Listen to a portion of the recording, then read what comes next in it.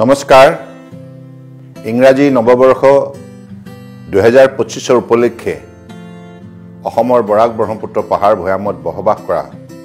সকলো শ্ৰেণীৰ ৰাইজলৈ মই শ্ৰদ্ধা সহকাৰে নমস্কাৰ জনাইছো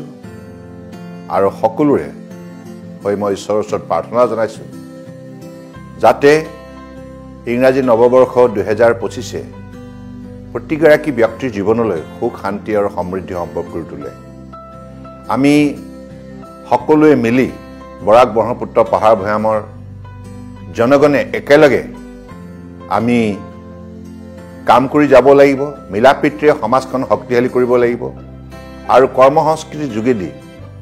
আগন্তুক দিনত অসমৰ ভৱিষ্যত নিৰ্মাণ কৰিব লাগিব বৰ্তমান সময়ত ভাৰতবৰ্ষৰ মাননীয় প্ৰধানমন্ত্ৰী নৰেন্দ্ৰ মোদী ডাঙৰীয়াৰ নেতৃত্বত আজি ভাৰত ৰাষ্ট্ৰই বিশ্বৰ বুকুত যেনেধৰণে সমাদৰ বুটলিবলৈ সক্ষম হৈছে সুখ্যাতি আজি কঢ়িয়াই আনিবলৈ বিভিন্ন কৰ্মক্ষেত্ৰত বিভিন্নগৰাকী ব্যক্তি সফল হৈছে বিশ্বমঞ্চত ভাৰতবৰ্ষক ভুৰুষি আজি তাৰিখত বিশ্বৰ মানৱ সমাজে প্ৰশংসা কৰিছে কাৰণ ভাৰতবৰ্ষৰ পৃথিৱীৰ সৰ্ববৃহৎ গণতন্ত্ৰ হিচাপে পৰম শ্ৰদ্ধাৰ প্ৰধানমন্ত্ৰী নৰেন্দ্ৰ মোদী ডাঙৰীয়াৰ নেতৃত্বত যিমান সবল ৰূপ ধাৰণ কৰিছে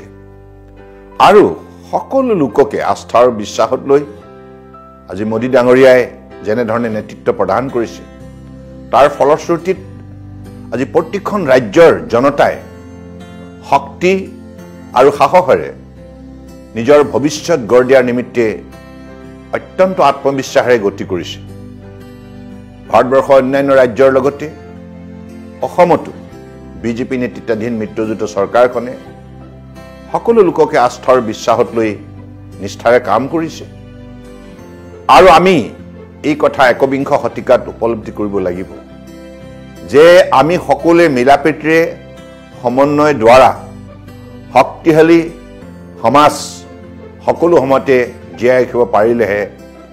আন্তৰিকতাৰে এজনে আনজনক আস্থা আৰু বিশ্বাস লৈ কাম কৰিলেহে আমি নিশ্চিতভাৱে ভাৰতবৰ্ষৰ বুকুত অসমক আটাইতকৈ শীৰ্ষস্থানত আমি প্ৰতিষ্ঠিত কৰিব পাৰিম গতিকে সেই আশাৰে মই পুনৰবাৰ অসমৰ সকলো শ্ৰেণীৰ ৰাইজলৈ শ্ৰদ্ধা সহকাৰে প্ৰণাম জনাইছোঁ সকলোৱে শ্ৰীচৰণত মূৰ দুৱাই আশীৰ্বাদ বিচাৰিছোঁ